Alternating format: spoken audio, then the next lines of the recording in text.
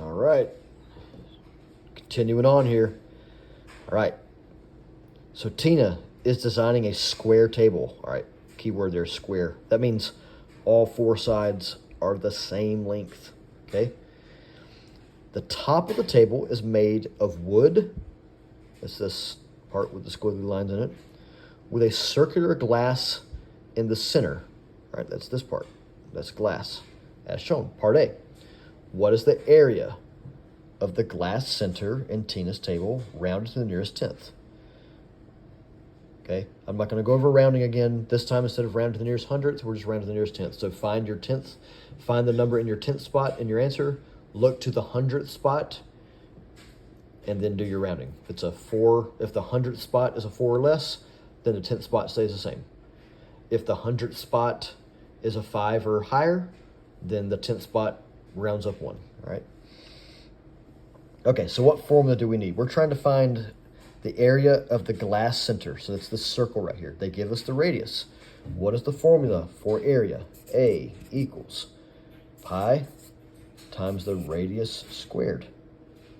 Okay, they want us to use 3.14 for pi. So it's going to be A equals 3.14 times, and they're telling us that the radius is 2.5. So that's 2.5 times 2.5 again, squaring it, right?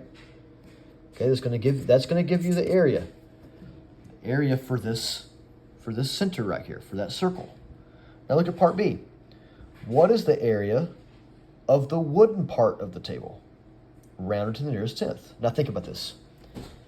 If you can figure out the area of the entire cube, or I'm sorry, not the cube, the entire square. So I know that if this dimension, if this distance is 6 feet, that means this has to be 6 feet.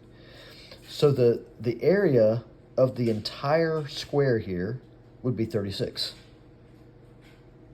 Now, if we want to know just the wooden area around this center glass piece, imagine if you took that center glass piece and just popped it out. Okay, you just punched it right out.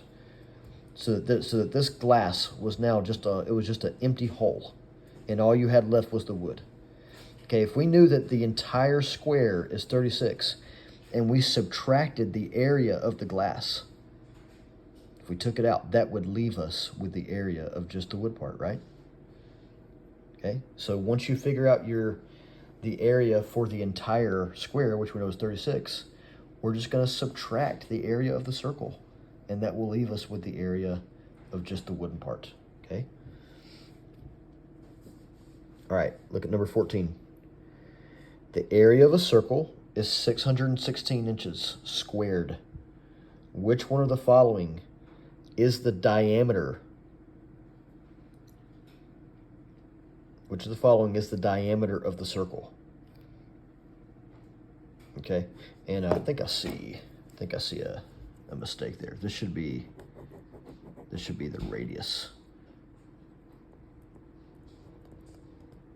Okay, all right. Which of the following is the radius of the circle? All right. So look, the easiest thing to do here.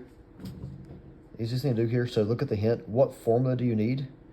Okay, if we're looking for area, that's pi r squared, right? So A equals pi r squared. All right. Okay, just basically, if you just plug each one of these into the formula, so they're saying use 22, so A equals 22 sevenths r squared. Okay, so if we were to take each of these and just test them out and put them into this formula right here, which one would give you the area?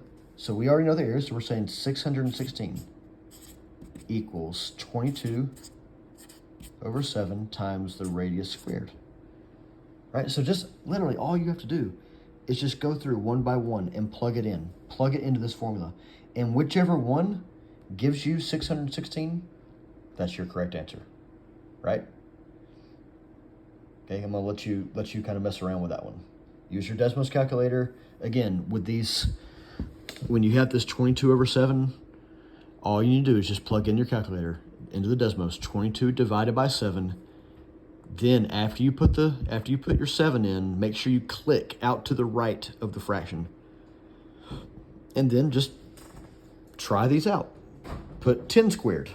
Put 22/7 times 10 squared.